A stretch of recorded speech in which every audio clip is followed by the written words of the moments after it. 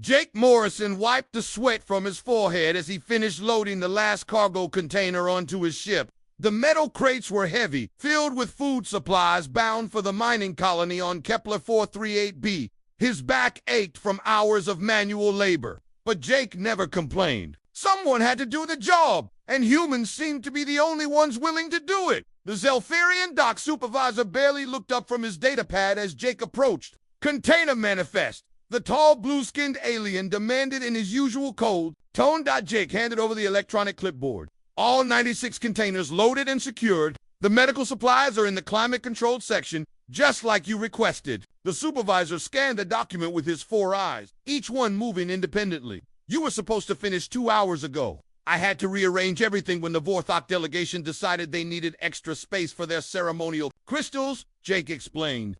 "Took longer than expected to make everything fit safely." "Excuses," the Zeltharian's voice carried no emotion. "Humans always have excuses." Jake bit back his response. He had been running cargo routes for 12 years, and his safety record was perfect. Not once had he lost a shipment or damaged goods. But pointing this out would only make things worse. The Zeltharians believed they were the superior species in the galaxy, and arguing with them was pointless. "When do you need me back for the next run?" Jake asked. 2 days. Try to be on time." The supervisor turned away without another word, walked back to his ship, the old freighter called the Star Runner. She was not pretty to look at, with dents and scratches covering her hull, but she was reliable. Jake had modified her engines himself, making her faster and more fuel-efficient than most ships in her class. The Federation officials never noticed these improvements.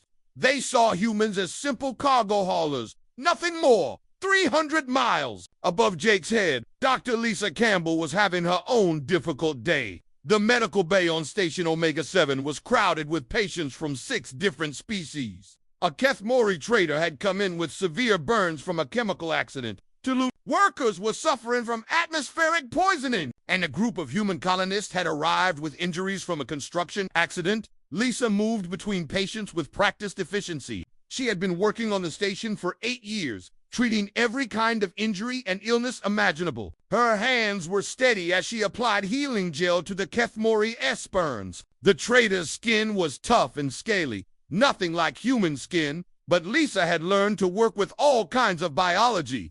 Dr. Campbell called Nurse Betty Cohen from across the room. "The Vorthok physician wants to see you in his office." Lisa sighed. Dr. Vorthkom was the chief medical officer of the station, a position he held mainly because of his species status in the Federation hierarchy. He was a decent doctor, but he spent most of his time in meetings and research, leaving the actual patient care to Lisa and the other human staff. "Tell him I will be there in 10 minutes, Lisa said. "I need to finish with these patients first."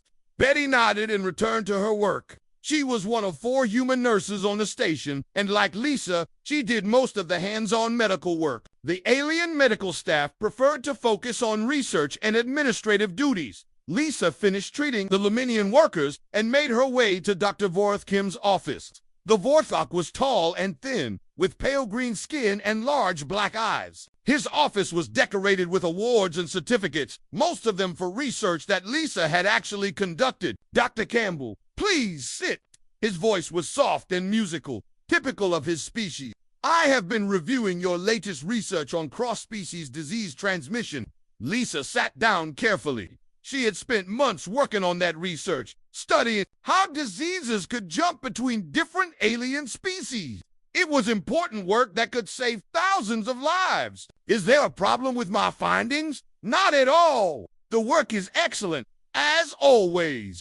Dr. Vorthkim picked up a datapad from his desk. "However, I have decided to present the research to the Federation Medical Council myself." Lisa felt her heart sink. "Present it yourself." "Yes. You understand, of course, that the council prefers to hear from senior staff members. As department head, it is my responsibility to represent our work." Lisa wanted to argue, but she had heard this before. Human research was often presented by alien supervisors who took credit for the work. It was another unspoken rule of Federation life. Humans could do the work, but aliens got the recognition. "I understand," Lisa said quietly. "Excellent.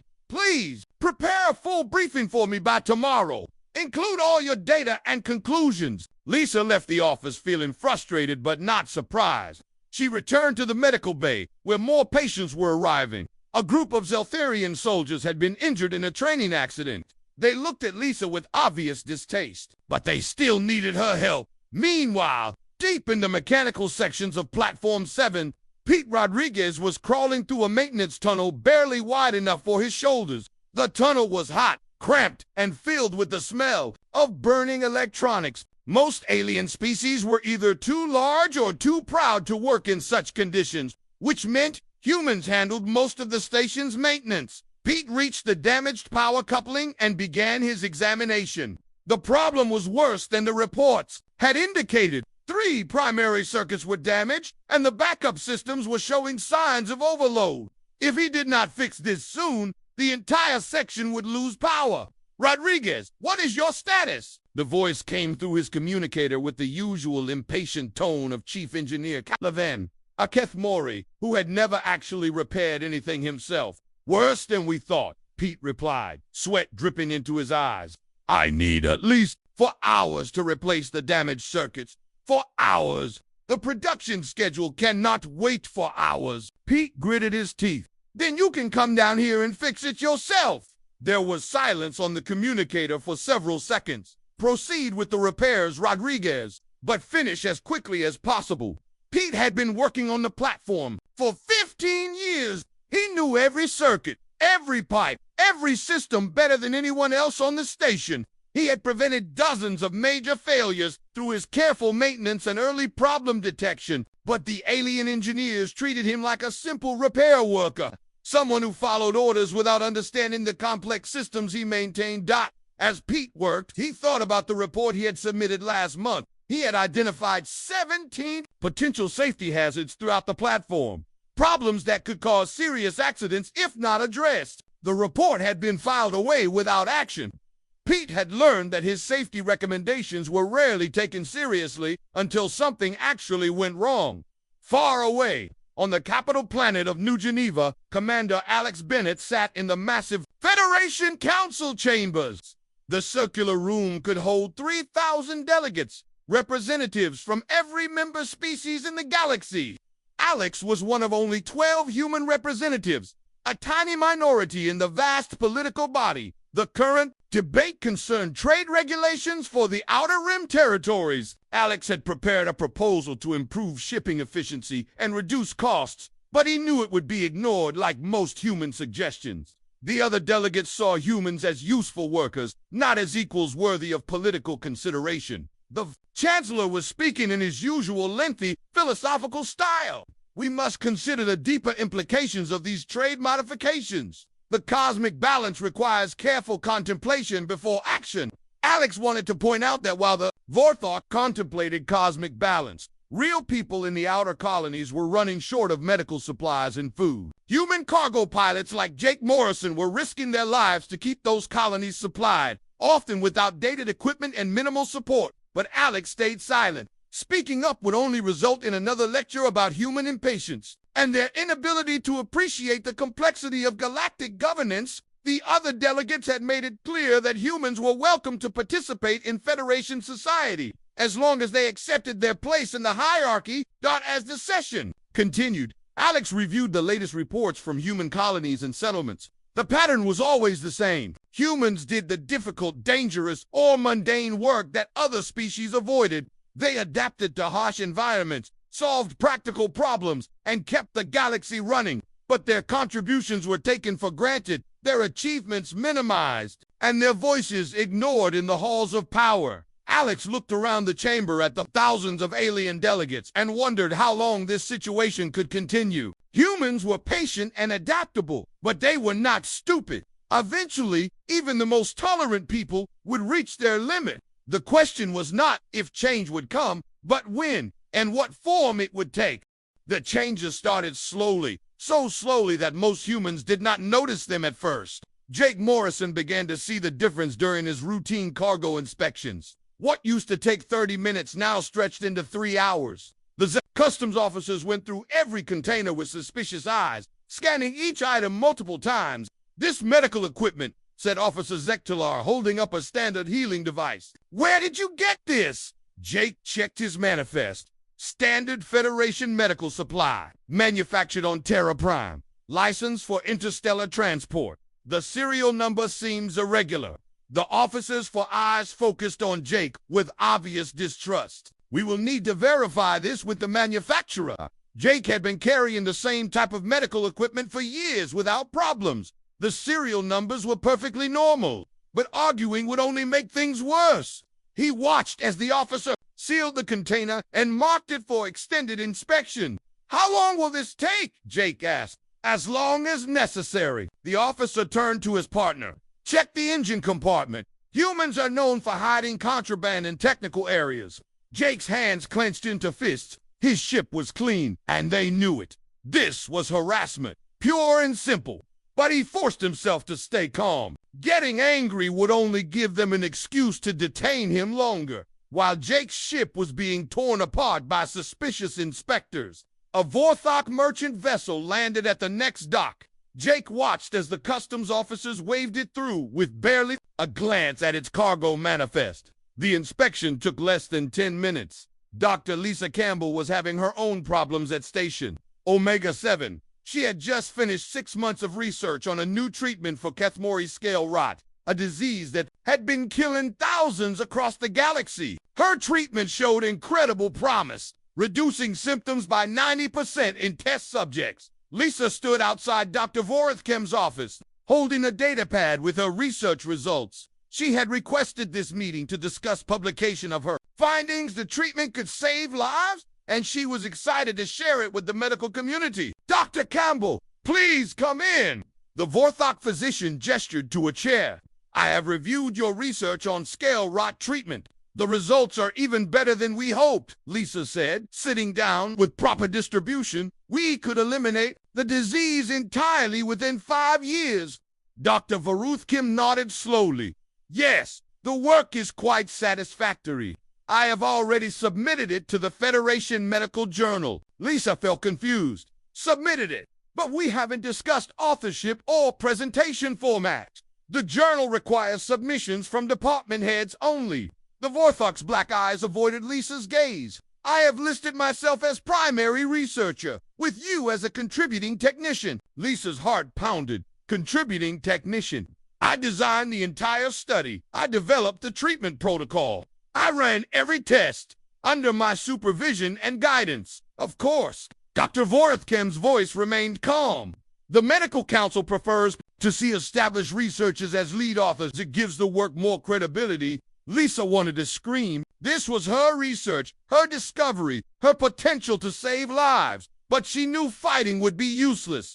Human medical professionals were rarely recognized for their contributions. They did the work, and alien supervisors took the credit. "See," Lisa said quietly, "I knew you would understand. You humans are so practical about these matters." Lisa left the office feeling hollow inside. She passed Nurse Betty Cohen in the hallway. Betty took one look at Lisa's face and understood immediately. "He took credit again, didn't he?" Betty whispered. Lisa nodded. 6 months of work, and I am listed as a technician." Betty's face hardened. "This has to stop, Lisa. We cannot keep letting them do this to us." Pete Rodriguez was discovering his own problems down in the maintenance tunnels of Platform 7 for months. He had been filing safety reports about dangerous conditions throughout the station. Worn cables, failing pressure seals, overloaded power systems, all problems that could cause serious accidents. His reports had been ignored until last week, when one of his predicted failures actually happened. A power coupling had exploded in Section C, exactly as Pete had warned it would. The explosion injured 3 Luminian workers and shut down production for 2 days. Now Pete sat in Chief Engineer Calavin's office, facing an official inquiry board. 3 alien engineers sat behind a metal table, reviewing datapads with serious expressions. Engineer Rodriguez, said the lead investigator, a stern-faced Zeltharian. "We are here to discuss the incident in Section C." Pete nodded. "I filed a safety report about that exact coupling 3 months ago. I recommended immediate replacement." The investigator looked at his datapad. "Yes, we see your report. However, our analysis shows that the explosion was caused by improper maintenance procedures. Pete could not believe what he was hearing. Improper maintenance! I followed every protocol exactly. The coupling failed because it was old and overloaded, just like I warned. Are you suggesting that our investigation is incorrect? The Zeltharian's voice carried a dangerous edge. Chief Engineer Calivan leaned forward. Rodriguez, you have been under stress lately. Perhaps you made an error without realizing it. Pete looked around the room at the alien faces. They had already decided he was to blame. His safety reports, his warnings, his 15 years of perfect service, none of it mattered. When something went wrong, it was always the human's fault. I stand by my maintenance procedures, Pete said firmly. And I stand by my safety reports. The investigator made a note on his data pad. We will be reviewing all of your recent work. Until then, you are suspended from maintenance duties. Pete left the meeting knowing his career was over. They would find some excuse to blame him for other problems, and eventually he would be fired. It was the same pattern he had seen happen to other human engineers. Commander Alex Bennett was experiencing the political version of these same problems. He sat in the Federation Council chambers, watching his latest proposal being debated. The proposal was simple: establish emergency supply routes for colonies that were running short of essential goods. The Vorthok Chancellor stood at the central podium, speaking in his usual lengthy style. This human proposal lacks proper consideration of cosmic balance. We cannot simply rush to solve every small problem that arises. Alex had spent weeks researching the proposal. The supply shortages were not small problems. They were life and death situations for thousands of colonists. But the Chancellor dismissed them as minor inconveniences. A Kethmori delegate joined the criticism. Humans always want quick solutions. They do not understand the complexity of interstellar logistics. Alex stood up to respond.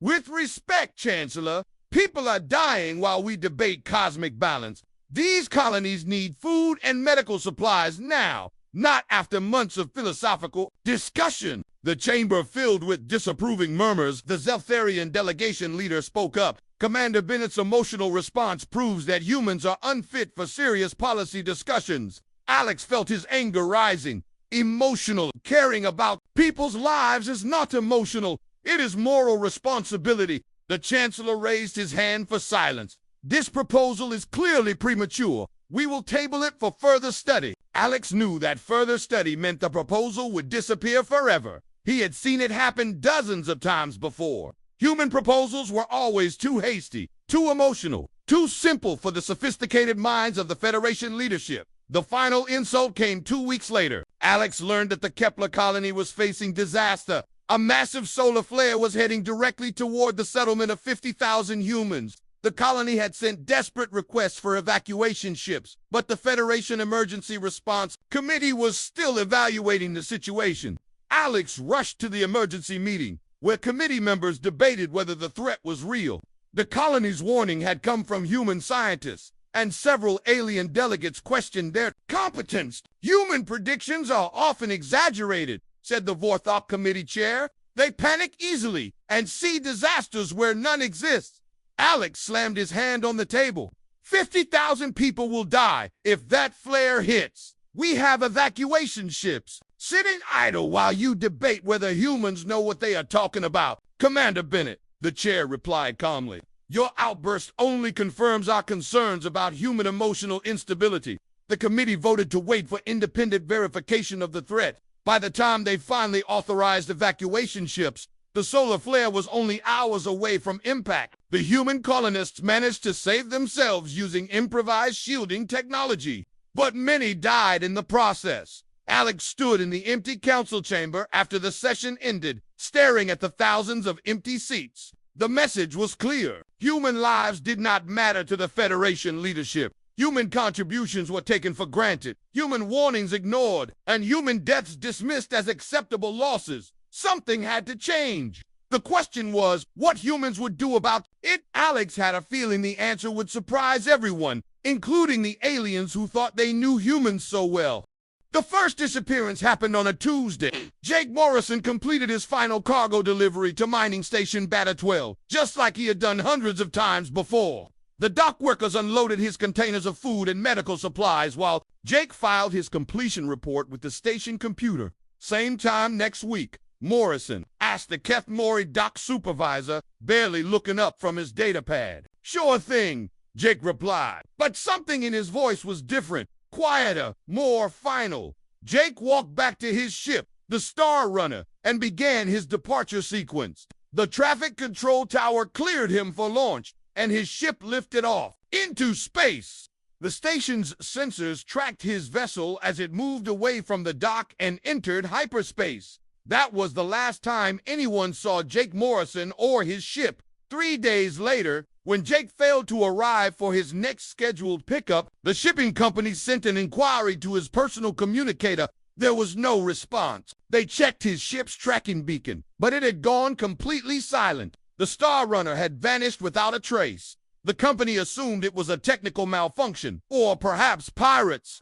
Cargo ships sometimes disappeared in the dangerous Outer Rim territories. They filed an insurance claim and assigned the route to another pilot. But Jake Morrison was not the only one to vanish that week. Dr. Lisa Campbell finished her shift at the medical bay on Station Omega 7, just as she always did. She completed her patient reports, cleaned her equipment, and updated the medical inventory. Her work was perfect as usual. She even left detailed notes for the next shift about 2 patients who needed special attention. "Have a good rest period, Dr. Campbell," said Nurse Betty Cohen as Lisa prepared to leave. "Thank you, Betty. Take care of yourself." Lisa's words carried a strange weight, as if she were saying goodbye for much longer than one sleep cycle. Lisa went to her quarters, gathered a few personal items, and left the station on a passenger transport heading to Earth. Her travel documents were in order, her departure perfectly legal. She had requested extended leave for personal reasons, which was approved without question. The medical staff expected her back in 2 weeks. She never returned. Dr. Vorovkin, the Vorthok chief medical officer, became concerned when Lisa failed to report for duty. He sent messages to her family on Earth, but they claimed they had not seen her.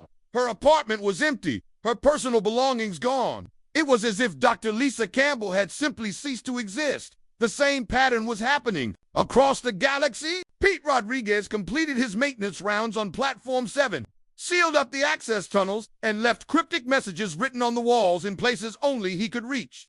"Good luck fixing this without me. Read one message. You will need it," said another. Pete submitted his final maintenance report, noting 17 critical systems that would need attention within the next month. He marked them all as high priority and recommended immediate action. Then he packed his tools, cleared out his locker, and caught a transport ship to parts unknown. Chief Engineer Kelvin found Pete's resignation letter the next morning. It was short and polite. "I resign my position effective immediately. My final reports contain all necessary information for system maintenance. Good luck." The Keth Mori engineer was annoyed but not worried.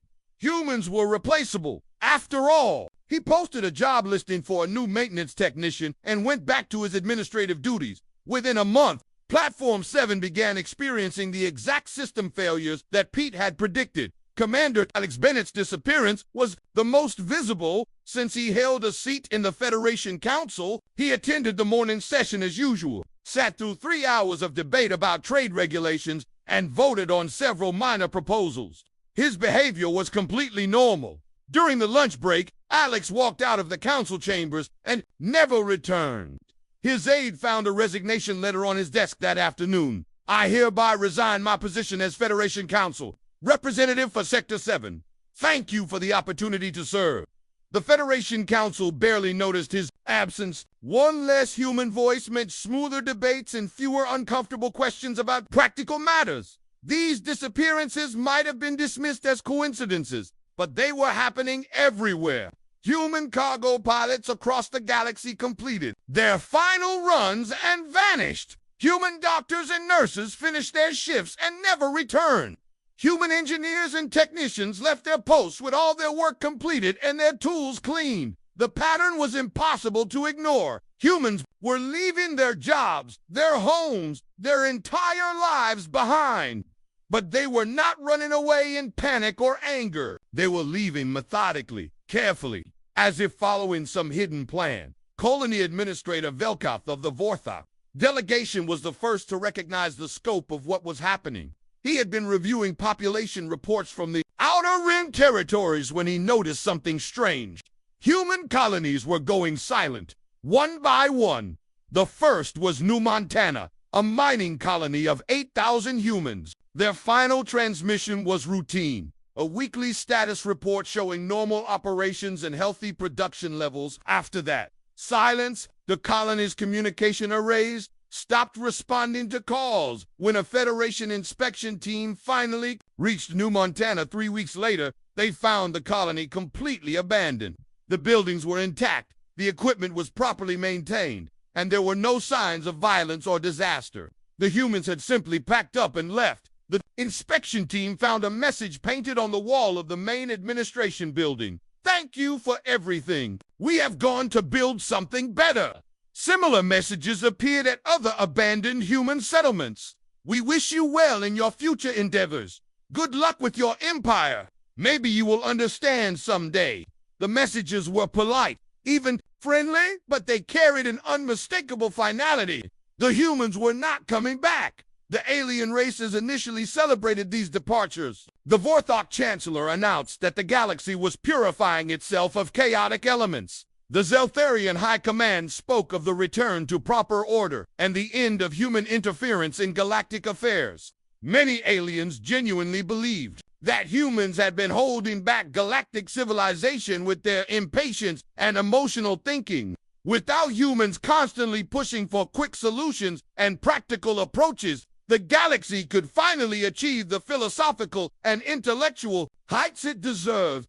But the celebration was short-lived. The problems started small. Cargo deliveries began running late as shipping companies struggled to replace human pilots. The dangerous routes through asteroid fields and unstable space regions were particularly affected, since humans had been the only ones willing to navigate these hazardous paths. Medical facilities across the galaxy found themselves understaffed as human doctors and nurses vanished overnight. The remaining alien medical staff, who had grown accustomed to focusing on research and administration, struggled to handle the daily patient care that humans had managed so efficiently. Space stations and orbital platforms began experiencing equipment failures as their human maintenance crews disappeared. The alien engineers and supervisors discovered that they did not actually know how to repair many of the systems they had been overseeing. The Luminian crystal cities, so elegant and beautiful, began to dim as their power grids failed. The Luminians had never learned to maintain their own infrastructure,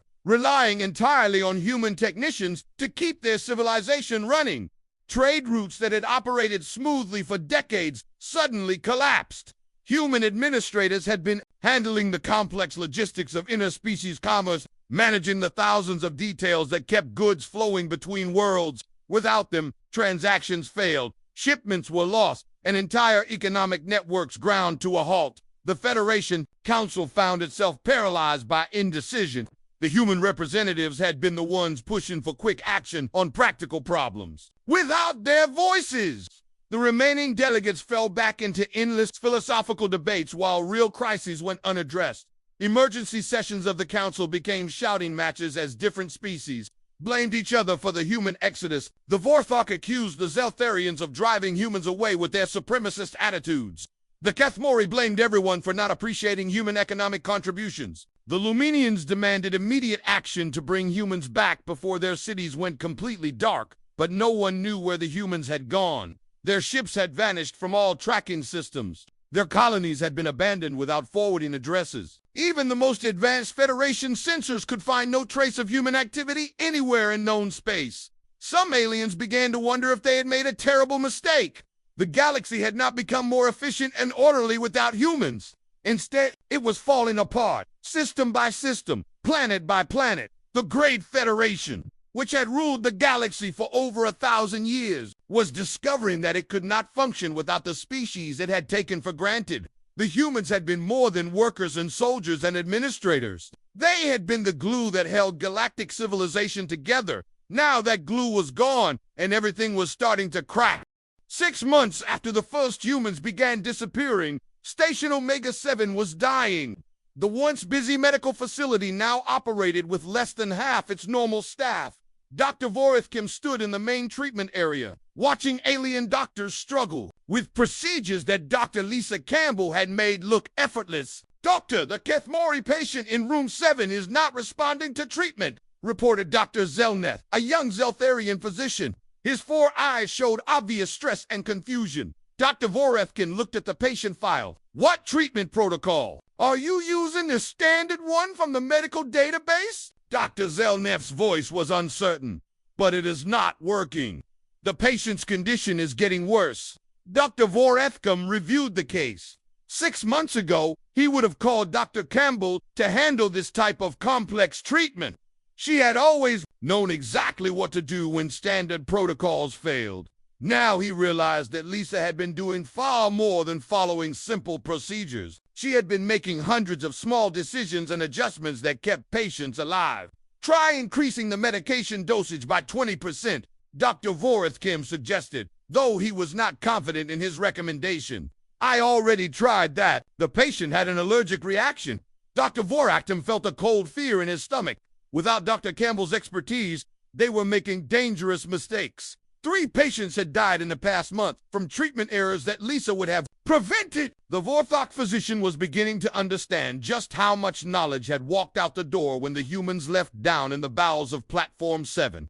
Chief Engineer Calavan was having his own crisis. The maintenance tunnels that Pete Rodriguez had crawled through for 15 years were now a maze of failing systems and dangerous malfunctions. The Kethmori engineer stood outside a sealed access hatch, staring at warning lights that flashed red across the control panel. "Sir, we have lost power to sections 12 through 18, reported his assistant, Engineer Talmar. "The backup systems are overloading." Calavan checked his data pad, but the technical readings made no sense to him. He had supervised maintenance operations for years without actually understanding how the systems worked. Pete Rodriguez had always handled the details while Calavan focused on schedules and administrative tasks. "Can we reroute power from another section?" Calavan asked. "I do not know, sir. The human engineer never explained the power grid layout to us." Calavan realized with growing horror that Pete had tried to explain the systems many times. The alien engineers had dismissed his explanations as boring technical details beneath their notice. They had assumed they could learn everything they needed to know from computer manuals and databases, but the manuals did not explain the hundreds of modifications and improvements that Pete had made over the years. They did not describe the quirks and problems of aging equipment. They did not contain the practical knowledge that only came from working with the systems every day. "Get a team of technicians down there," Calavan ordered. "Tell them to figure out how to restore power." 3 hours later, the technicians returned with bad news. The power coupling in Section 15 had exploded when they tried to repair it. 2 Luminian workers were in the medical bay with severe burns, and the entire platform was now running on emergency power. Calavan looked at Pete's final maintenance reports, the ones he had ignored 6 months ago. Every system failure, every crisis, every emergency had been predicted in those reports. Pete had known exactly what would happen and when it would happen. He had tried to prevent these disasters, but no one had listened to him. The problems were spreading beyond individual stations and platforms. Across the galaxy, the elegant Luminian crystal cities were going dark as their power grids failed one by one. The Luminians had built their civilization around beautiful, complex energy systems that required constant maintenance and adjustment. Human technicians had kept these systems running for over a century. City Administrator Lum Christo stood on the observation deck of New Lumina, watching as another sector of the city lost power. The crystal towers that had once glowed with rainbow light now stood dark and lifeless. The city's population was fleeing to settlements that still had electricity, but those were becoming fewer each day. "Administrator, the technical council is requesting another emergency meeting," said his aide, a younger Luminian whose natural glow was dim with worry. Lum Christo sighed. The technical council had been meeting every day for months, trying to solve problems they did not understand. They had detailed blueprints of their power systems, but the blueprints did not show the modifications and improvements that human engineers had made over the decades. Tell them I will attend, but I doubt we will accomplish anything useful. Los Cristos had begun to suspect that their beautiful civilization was built on foundations they had never bothered to understand. The transportation crisis was equally severe. The Zeltharian fleet, once the pride of the galaxy, was stranded across dozens of star systems. Their ships had been designed for long-range exploration and conquest, but they relied on human pilots to navigate the dangerous routes through unstable space regions. Admiral Cortellin stood on the bridge of his flagship, staring at a navigation chart that might as well have been written in an alien language. The chart showed a route through the Maelstrom Nebula that would cut 3 weeks off their journey time, but the route was marked with dozens of warnings and annotations in human handwriting. Can our navigators plot a course through the nebula? Admiral Cortellin asked his chief navigator. The human pilot charts show a safe path, but we cannot read their notations, the navigator replied. They marked dozens of spatial anomalies and dangerous areas, but they used their own abbreviations and symbols. The admiral knew that human pilots had been the only ones willing to map these dangerous regions. They had spent decades charting safe routes through asteroid fields, nebulae, and unstable space. Now that knowledge was gone, and the Zeltharian fleet was forced to use the slow, safe routes that tripled their travel times. The economic collapse was even more devastating than the technical failures. The Kethmori trade networks, which had generated wealth for the entire galaxy, were falling apart as complex financial systems failed without human administrators. Trade Minister Keth Volus stared at columns of numbers that no longer made sense. His office walls were covered with charts and graphs showing the collapse of interstellar commerce. Cargo ships sat idle because no one knew how to schedule their routes efficiently. Manufacturing planets were running out of raw materials because supply chains had broken down. Minister, the Earth-Vega shipping route has completely stopped functioning, reported his economic advisor. The human coordinators who managed that route took all their scheduling algorithms with them. Keth rubbed his scaly temples. The Earth-Vega route had been one of the most profitable trade links in the galaxy, moving millions of tons of goods every month. Human administrators had made it look simple, but they had been managing thousands of variables, shipping schedules, cargo priorities, fuel costs, safety regulations, and political considerations. Can we hire new coordinators from other species? Keth Volus asked, though he already knew the answer. We have tried, sir, but no other species has experience with this type of complex logistics. The humans had been doing this work for so long that everyone else assumed it was automatic. The Federation Council chambers, once filled with the voices of 3,000 delegates, now echoed with angry shouts and desperate accusations. The Vorthok Chancellor tried to maintain order, but the different species were turning on each other as their worlds fell into chaos. This is the fault of Zeltharian arrogance, shouted a Kethmori delegate. Your supremacist attitudes drove the humans away. We merely insisted on proper standards, replied the Zeltharian faction leader. The humans left because they could not accept their proper place in galactic hierarchy.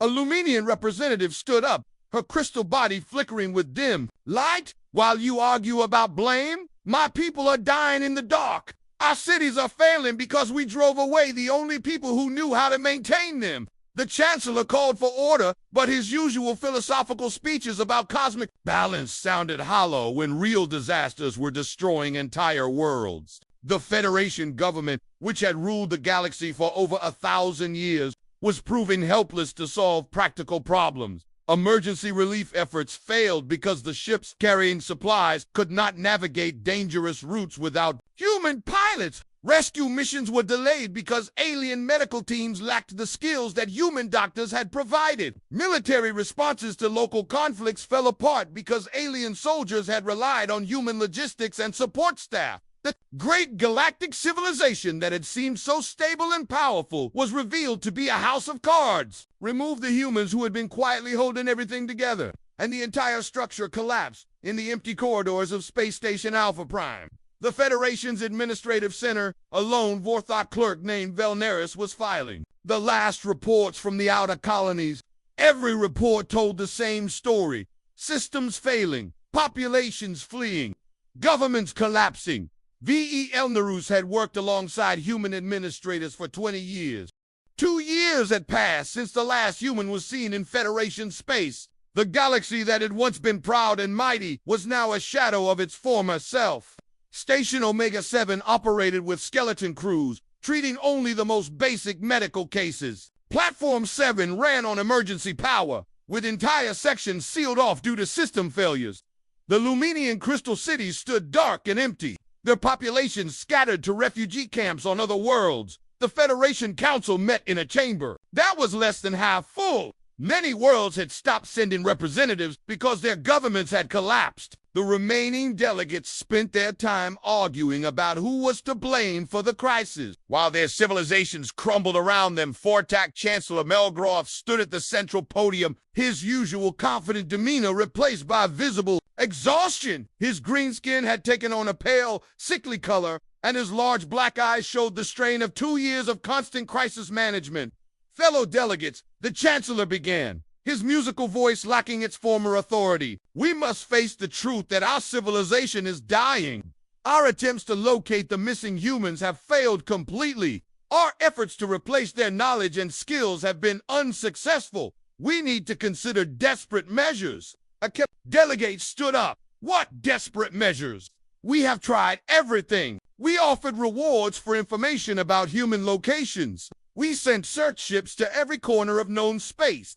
We even promised full citizenship rights and political equality if they would return. All our offers have been ignored, added as Eltharian representative. It is as if the humans have completely disappeared from the galaxy. Chancellor Melgorath was about to respond when every communication system in the chamber activated simultaneously. The large display screens that usually showed voting results and document files suddenly blazed with light. A message appeared in all major galactic languages, transmitted on every frequency at once. The message was simple but shocking. To our former colleagues in the Galactic Federation, you have proven that you neither need nor want our contributions to your civilization. We have therefore established ourselves elsewhere, beyond your borders and your concerns. We wish you well in your future endeavors.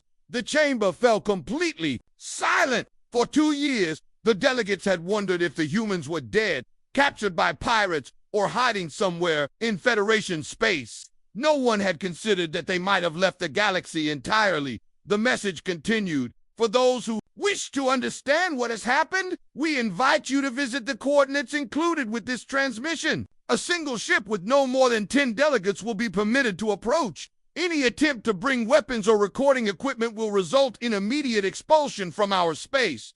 Chancellor Melgorath looked at the coordinates displayed on his datapad. They pointed to a region far beyond the edge of Federation space, in an area that long-range sensors had always shown as empty void. 3 days later, a small Federation diplomatic ship approached the coordinates.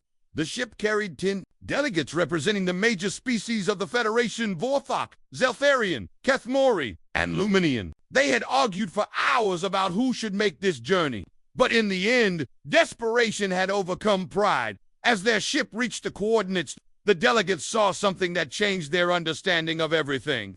Where their sensors had detected empty space, they found a massive civilization. Enormous space habitats floated in perfect formation, each one larger than the biggest Federation space station. Ships moved between the habitats in organized streams of traffic that showed advanced coordination and planning. But most shocking of all were the life signs their sensors detected. The habitats contained billions of humans, far more than had ever lived in Federation space. And they were not alone. The sensors also detected Vorthok, Zeltharian, Kethmori, Luminian, and dozens of other species living together in these giant structures. A single human ship approached the Federation vessel. It was sleek and advanced, built with technology that surpassed anything in Federation space. The ship's captain requested permission to come aboard the diplomatic vessel. Admiral Kate Sullivan stepped into the Federation ship's main meeting room. She was a middle-aged human woman wearing a simple blue uniform without military decorations or symbols of rank. Her presence was calm and confident, showing none of the deference that Federation leaders had grown accustomed to seeing from humans. "Welcome to New Geneva Sector," Admiral Sullivan said. taking a seat across from the 10 alien delegates. I understand you have questions about what happened to humanity. Chancellor Melgorath leaned forward. Admiral Sullivan, our civilizations are collapsing without human assistance. We need your people to return and help us restore order. Admiral Sullivan nodded politely. I understand your difficulties, Chancellor, but humanity has moved beyond the need to serve the Federation, moved beyond the Zeltharian delegates for eyes focused on Admiral Sullivan with confusion.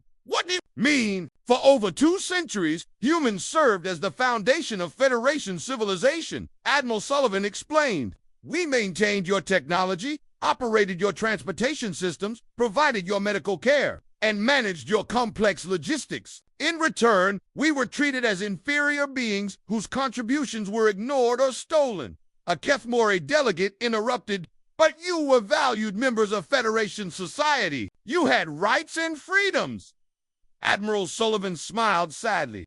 We have the right to work in dangerous jobs that you considered beneath your dignity. We had the freedom to watch our discoveries credited to alien supervisors. We had the privilege of being blamed when things went wrong and ignored when things went right. The Luminian representative, her crystal body dim with shame, spoke quietly. We did not realize how much we depended on human knowledge and skills. That was the problem, Admiral Sullivan replied. You never realized it because you never bothered to learn. You assumed that maintaining a civilization was simple work that any species could do. You discovered too late that it requires centuries of accumulated knowledge, experience, and dedication. Chancellor Melgorath straightened in his chair. Admiral, what would it take for humanity to reconsider? We could offer full political equality, shared leadership of the Federation, even reparations for past injustices. Admiral Sullivan shook her head. Chancellor, you still do not understand. Humanity is not interested in fixing the Federation. We have built something better. She gestured toward the viewports where the massive human habitats were visible. What you see here is not just a human civilization. It is a true partnership between equals. The species living in our habitats are the ones that the Federation ignored or dismissed as primitive. We have worked together to create technology and social systems that surpass anything in your space. The Vorthok delegate looked confused. What species? We know all the intelligent races in the galaxy. You know the ones you considered worthy of attention, Admiral Sullivan corrected. The Faldari from the Rim worlds, whose mathematical abilities exceed even yours. The Nexali from the gas giant moons, whose understanding of energy systems makes your power grids look primitive. The Korith from the asteroid belt, whose mining and manufacturing techniques could revolutionize industry. Admiral Sullivan stood up and walked to the viewport. These species offered their knowledge to the Federation many times. They were ignored because they did not fit your ideas of what advanced civilization should look like. Humanity recognized their value and invited them to join us in building something new. A younger Zeltharian delegate spoke up. But surely some humans would want to return. There must be those who miss their old homes. Every human in Federation space was given a choice, Admiral Sullivan replied. They could stay and continue, serving a civilization that did not value them, or they could join us in building a society based on mutual respect and cooperation. The choice was easy. The Federation delegates sat in stunned silence. They had come expecting to negotiate the return of a useful species. Instead, they had discovered that humanity had transcended the need for the Federation entirely. Chancellor Melgorath made one final attempt. Admiral, our worlds are dying. Millions of beings are suffering because we lack the knowledge to maintain our civilization. Do you feel no responsibility to help them? Admiral Sullivan turned back to face the delegates. Chancellor, humanity spent 2 centuries trying to help your civilizations. We warned you about dangers you ignored. We solved problems you created. We built systems you took for granted. Our responsibility ended when you made it clear that our contributions were unwanted. She walked back to her chair but did not sit down. However, humanity has not abandoned compassion. Any species that wishes to join our community is welcome, provided they come as equals seeking partnership, not as masters demanding service. The Kethmori delegate asked the question they were all thinking. What about the Federation? What about our civilizations? Admiral Sullivan's expression was neither cruel nor sympathetic, simply fact. You built your civilizations on the assumption that humans would always be available to handle the difficult work. You never developed the knowledge or skills to maintain them yourselves. That was your choice, and these are the consequences.